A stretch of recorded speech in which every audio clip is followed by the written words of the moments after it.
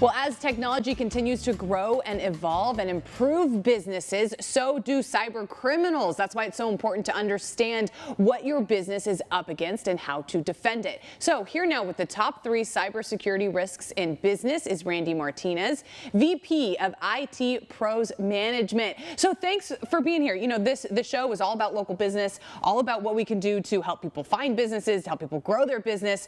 And, you know, cybersecurity is a big threat these days. So what are the top 3 cybersecurity risks businesses are facing in 2024?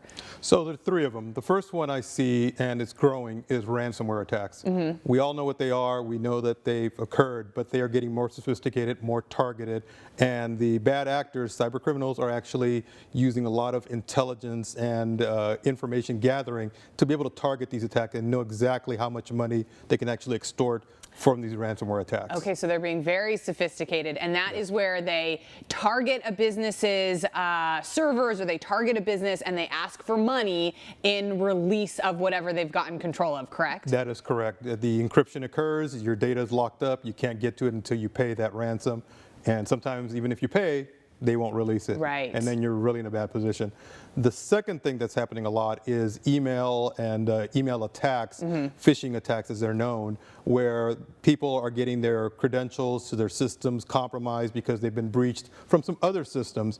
And now on the dark web, which is real, it basically, information is there, and now they are being able to sell this information to criminals, and now the information is being used to attack those organizations to get them to do certain things. Social engineering is one of them, wire transfers, things that you would not normally do, but the cyber criminals are able to take that information they've gathered from these breaches, from the dark web, and use them against organizations. Okay, and the third one? The third one is, due to the vast amount of work that's being done remotely now, you know, everybody's working from home, working remotely. Cloud services became the thing. It accelerated dramatically during COVID. Now it's just kind of a normal thing. Cloud service systems are being big targets being attacked by these cyber criminals as well. So those need to be secured. You need to make sure that whoever's providing these services to you need to understand the level of security that needs to be put in place to maintain the security of these cloud service platforms.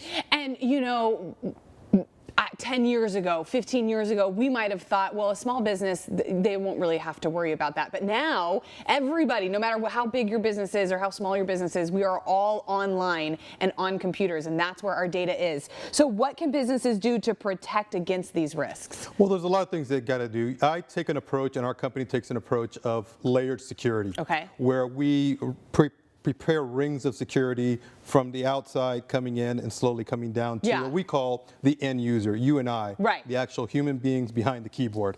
So we are the last line of defense, and unfortunately we are also the biggest risk in that process. So one of the biggest things that organizations can do is provide security awareness training to your staff. Make sure that they know that they are that last line of defense, and that they need to be aware of these things that are happening, these phishing, ransomware attacks. Understand, don't click on everything, don't fall for things, read your emails, these type of things. The other thing is also getting information yourself, understanding where your weaknesses are in your organization by doing audits, by doing penetration testing, by doing things that allow you to know beforehand what are your weaknesses to be able to fill the gaps of those 2 items. The final thing is really understanding that the responsibility of security as a business owner or a CEO is really up to you. Not only can you suffer financial damage, but reputational damage is even worse.